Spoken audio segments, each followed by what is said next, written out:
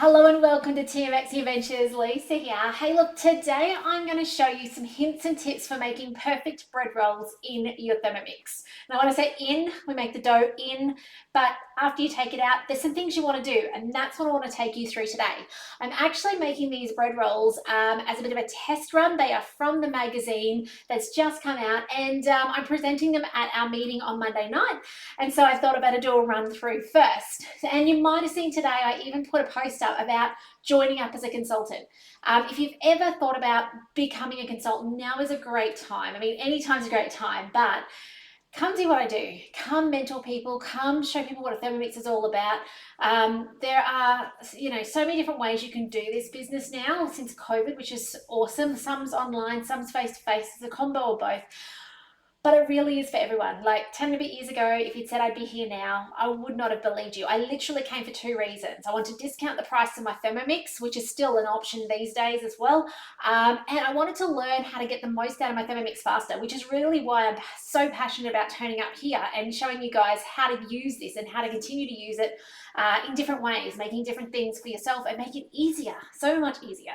So it has become so much, and it has over all these years been so much more than that though. The friendships I've made both with you guys and with fellow consultants, and the camaraderie to cheer each other on to success, the trips, the incentives, like so many different parts of it, even the professional development and the personal development. Like I am a different person thanks to the learnings of Thermomix, how to manage my time better, all sorts of stuff. So if any of this is of interest to you, reach out. I'd love to invite you to a business info session, and then you can get all the info and decide if it's going to work for you. But even if you don't have the TM6 yet, there's ways to get a TM6 and earn it. So, if it's sparking curiosity, don't let the fear of I don't know how to do it stop you, because neither did I. Like, we all got to start with nothing, and we get to learn these things along the way. And I'd love to mentor you in that. But anyway, bread rolls for branch meeting on Monday night. So they are fantastic. I've made the mix already. I've let it prove. So when you make your mix in your Thermomix, that's the easy part. Follow the instructions, put it in. This is not a guided recipe yet, which is always a challenge for me to follow a recipe. But once if you know how to make bread rolls, if you know how to make pizza dough, you can make bread rolls with pizza dough. It's the same, right? So let me today show you what you do with a bread roll mix once it's done. Okay, so let me just jump back from the Thermomix. This is in my Thermomat. If you don't have a Thermomat, let's jump online and do a demo. It's on the host reward schedule, discounted. You and two friends zooming in from anywhere in Australia, and yeah, I'd love to inspire you with what else you can do in your current Thermomix, or maybe you don't have one. Show you how it works and answer your questions, regardless of where you live in Australia. So this is my dough. I love the Thermomat because it keeps everything clean. All my dough mess is going to stay here. One thing to remember, don't use knives on your Thermomats. They are silicone. They are oven proof. They will discolor in the oven though. By the way, if you're watching on, say hi, okay? Just so that you know the drill. If you don't say hi, Facebook thinks you don't want to see this and it doesn't continue giving it to you, yeah? Okay, this is going to make 12 bread rolls. So I'm going to cut it into 12. And I'm just trying to do the maths on that. Shouldn't do maths in public, right? Okay, so I'm doing like a pizza. Each little bit's going to go into 3. So I did half. You can see the little wedges. Okay. Now this is going to be sprinkled today with bacon and cheese, which I've pre-done. Oh, by the way, you can weigh these if you want to be specific, okay, about the sizings and stuff. I'm not. I actually prefer small bread rolls. My family, you've heard about them. They eat a lot. They like the bigger ones. So I'll make a small one usually for me and scale it around for the kids. The 8-year-old gets a smaller one. The growing 13-year-old gets a bigger one. The husband gets a bigger one. Hello, Andrea. Lovely to have you on today. So here we go. I'm just making 12, okay? See, there's a big one. Where's that camera? Not used to it being there. That's a big one. Now, trick with bread rolls is at this point in time, you do not want to lose that beautiful airiness that's inside, because if you do, you're going to end up with rock cakes. And this is where sometimes people start, they make it for the first time and they never try again because they made rock cakes. So a couple of different ways, and I'm going to show you through these techniques today. My favorite way that I've been doing forever, and if you've ever been to a demo of mine online or face-to-face, you know that I do this. I take my bit and I fold it backwards. I rotate it 90 degrees, I pinch the sides, and with my thumb, I push the back. and I spread it sideways. Where's that camera? And I push it backwards again. Turn it 90 degrees, grab the sides, spread it apart, and push it backwards again. Just trying to make sure I'm showing you on the camera. So you end up with what you're aiming for is a beautiful top, smooth top. Where's that camera, man? There you go. And then a pinched underneath. So even to pinch it underneath, you can kind of put your hand there and do a bit of this. Pinch it in until it disappears. The beautiful thing is, as long as you don't work them hard, they turn out perfectly anyway, because there's a lot of changes that happen in the next proving process and in the oven that kind of hide any mistakes anyway, as long as you got a smooth top. So let me get to this camera and show you. This camera, I'm a bit more confident about where it is. Smooth top, scrunchy bottom, because all those bits were pulled to that underneath, yeah? And that's okay. The important part, smooth top. Now, some people are really clever, so that's one technique. I'm going to put that aside, okay? The next technique involves the bench in front of you. So again, fold the corners in. Let's get that back. Come back alive. Fold the corners in so you end up with something that more likely resembles circular, okay? So I'm kind of starting with a similar technique. And then use the bench. So I'll just find where the camera is. Let's move some things out of the way. Then they use a cupping technique with their hand, where the hand goes over the top and their thumb pushes just slight resistance in as they turn. And it's literally pushing with the resistance of the bench, pushing it underneath. So you still have the pinchy bit underneath, but on top, you have the beautiful top. It's really easy to end up with a beautiful top if you started by folding everything in. So if you started by folding in, I now already have the makings of a nice top. Okay, so I can do another one, just showing you this first technique again, sideways. Okay, flex it in, and then just keep going. The other thing I like to do, it's probably better on this camera, is I actually use my palm to stretch it over the top. So find what works for you. There's none of these that are wrong. So I'm pushing the palm and pushing it underneath to pinch it. See how it's pinching together underneath? Can you guys see that? When you've got a nice dough, it's really lovely to work with it like this, okay? And you'll get that feel. Have a feel and see what works best for you. If none of them are working for you, let me show you another technique, okay? So another technique is actually, I'm just trying to remember what I saw the other week, because I thought, oh, that's brilliant. Actually, let me show you one other technique anyway.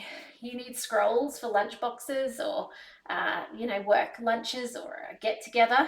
Just take your triangle, stretch it out, and then roll it up. You can roll from the big end to the little end, whatever you want to do. And you know what? I'm going to tell you another tip. You can actually cut this in half, get some dental floss if you've never seen that technique. I think I've got videos on YouTube with it.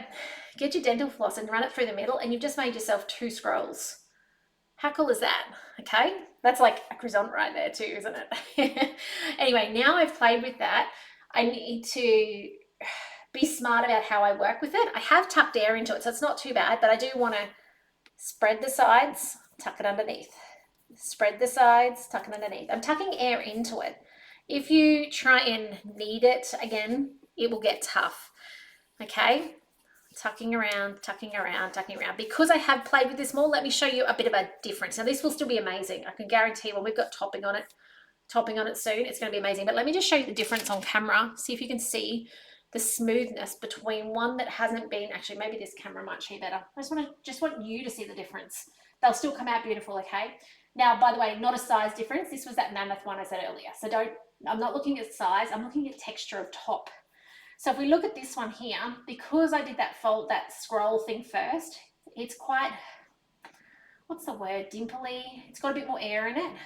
But this one is smooth. Doesn't have that air. It's not a crackle effect. It's different, okay? Trust me, it's different.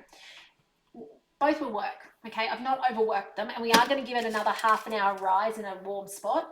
So it's no big drama, but it's worth knowing, okay? Which is what I want to do. I want to give you guys the knowledge. If it starts drying out on the top because it's been sitting for too long, make sure you use that top side as your top side of the bun. Don't try and tuck the dry stuff inside. Just makes for a tough bread roll, okay?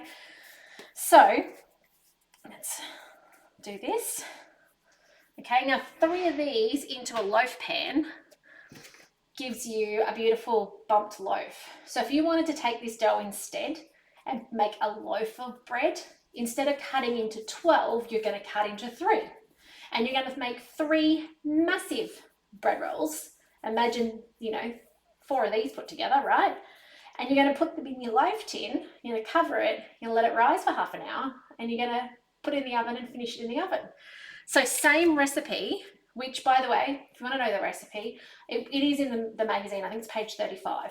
But it is 1.5 teaspoons of yeast, 240 grams of water, 2 teaspoons of sugar. Then it was supposed to mix on speed 4 for 10 seconds. I think I mixed it on speed 2 for 5 because it just wants to put that yeast in. By the way, when you put yeast in, make sure you don't drop it on the top. Always drop it around into your liquid. Then it was 480 grams of bread flour. Bread flour is important. Now, this is not gluten-free. Gluten-free friends, this is you have to buy a specific gluten-free bread flour to make this if you want to. I've never tried using that expensive specific bread flour, okay? I would go for the artisan gluten-free loaf at a rate. Like, that's what I would go to if I was trying to make this. And even you would have seen pictures my son made the other day, or maybe they're not up yet, maybe they're coming. He used the gluten-free focaccia recipe and made bread rolls. Okay, so gluten-free friends, that's what you're making. And the finishing will be the same for you guys anyway, so just hang in there. But yeah, it has to be baker's flour or double O flour. It is expensive to buy double O flour though. You are better off buying the big Wallabies or Lucky brand from Woolworths and Coles for $5, 5 kilos for usually it's about $11, $12. Or some of you might have Costco memberships. You can buy a bigger bag at Costco, which is going to save you even more money. And really, making your own bread is a huge cost saver, okay? So no buying bakery bread rolls, no buying ones that have weird numbers and ingredients that are as long as my hand. It's literally, salt and oil are the other 2 ingredients. I haven't quite got there. I think the one in the magazine has bread improver. I've never used bread improver. No, I don't think I've ever even bought bread improver. I wouldn't bother, to be honest. Save yourself the money of buying bread improver. Just use the basics of bread dough, okay? It's been working for centuries. Why change it now? So I'm nearly done. 2 more to go. This is how simple it is. Like, you can do this.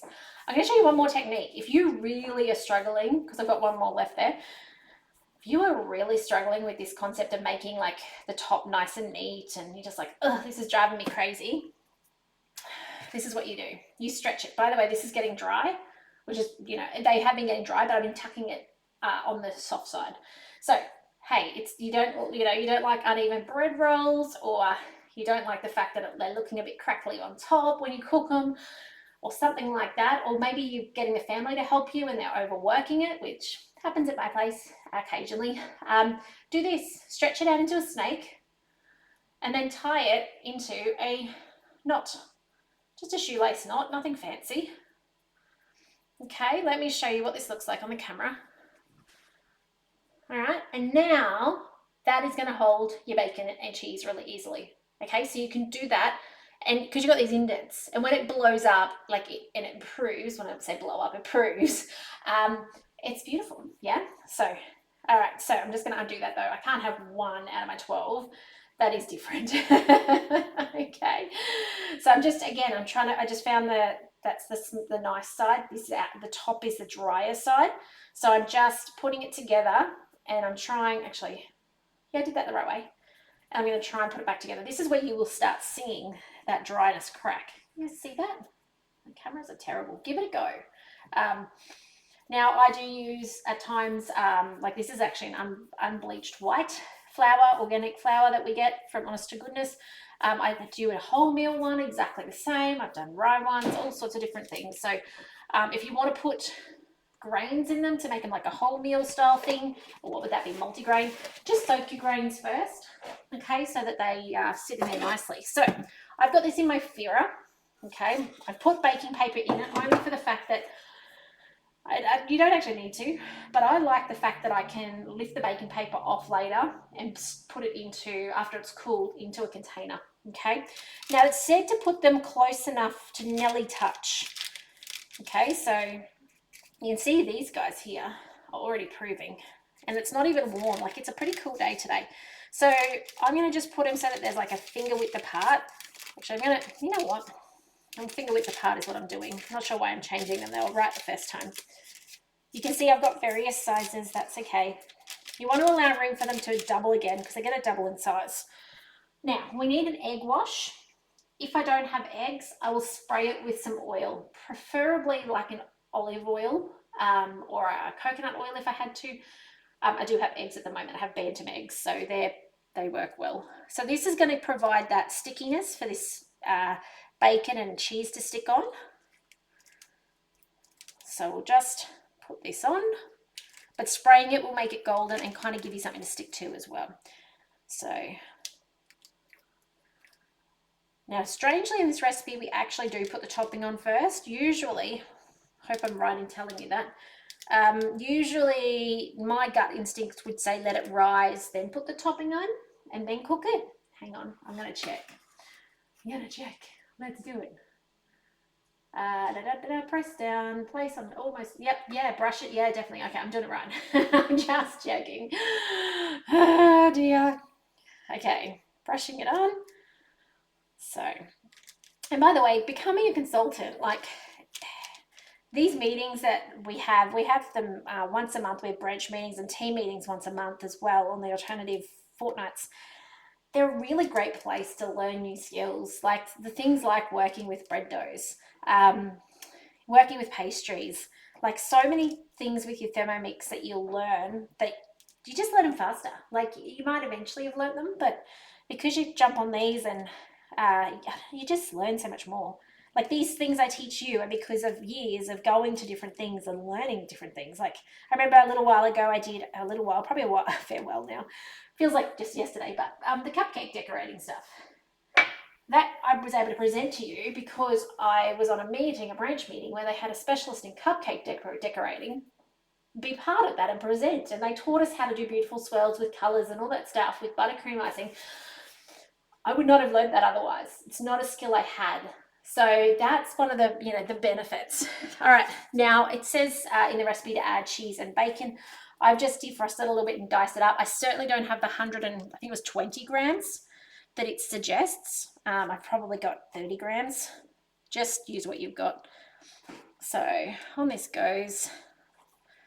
The egg is providing something to stick to. Try not to miss too much, although as these swell in the next rise in a moment. Oh, I did say to push them down. I haven't pushed them. That might be half my problem.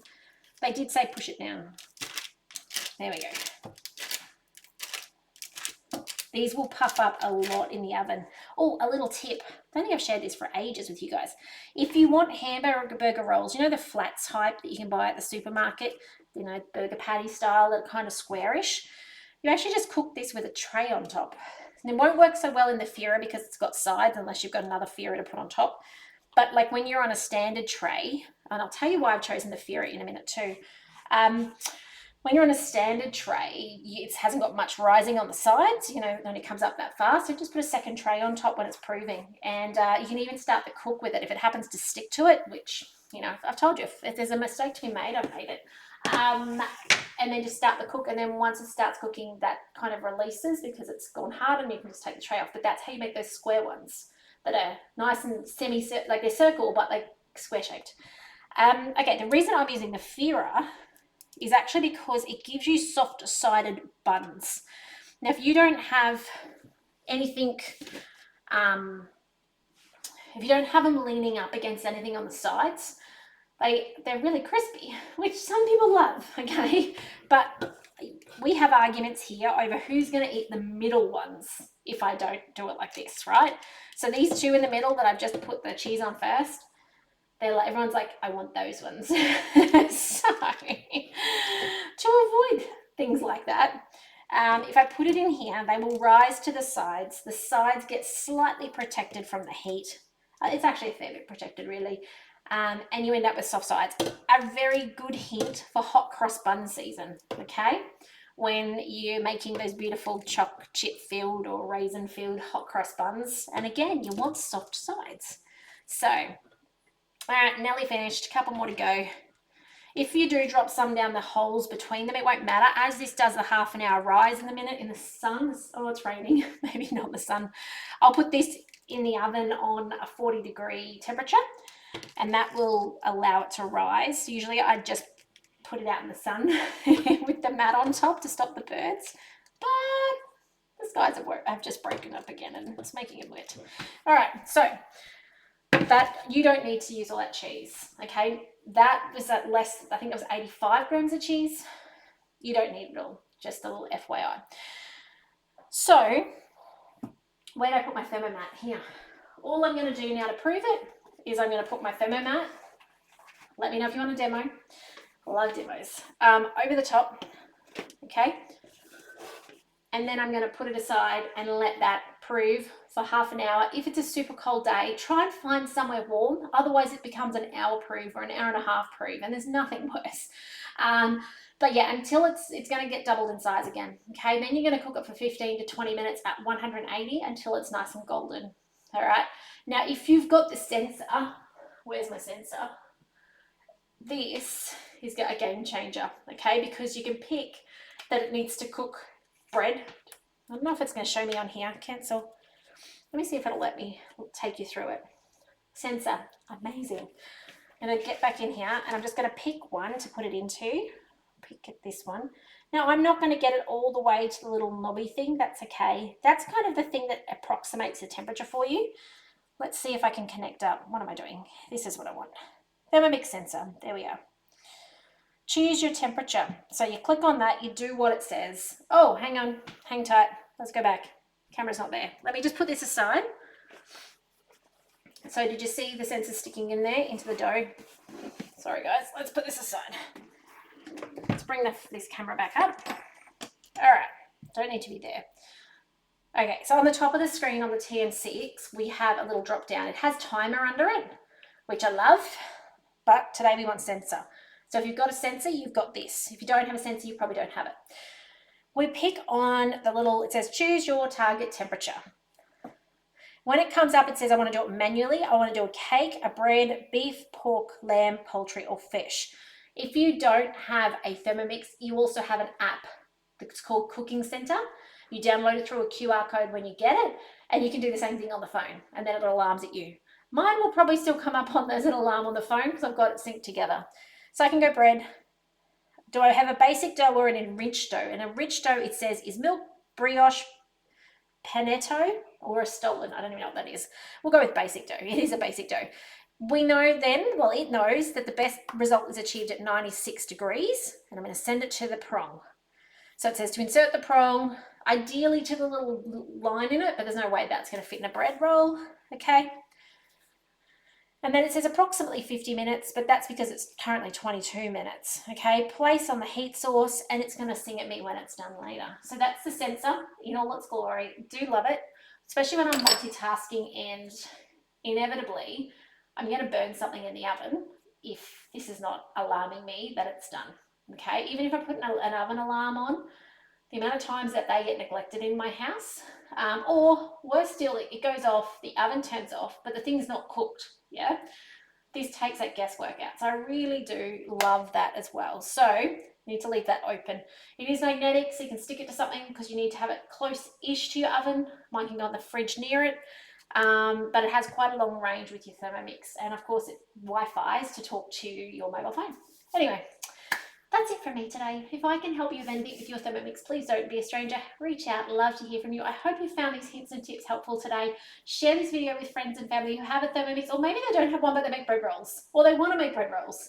I mean, you can make the dough by hand. I mean, what, you need a Thermomix. It's like saying I can wash my clothes by hand too, right? But I have a washing machine. So you could, you know, somebody is skilled at making dough, that, you know, and they need to know how to make bread rolls, share it with them, okay? These videos are made to be shared. So feel free to share it on with other people. I'll take a photo of the final product. Keep an eye out for that later. Those of you watching YouTube, beginning and after, they are the final products of me, okay? They're my things. Sometimes people say, where's the final product? It's the cover, okay? It's the final image. It is. So I will share that photo with you. But otherwise, have a fantastic afternoon. I look forward to coming to you hopefully tomorrow with another video. But otherwise, take care and I'll see you then. Bye for now.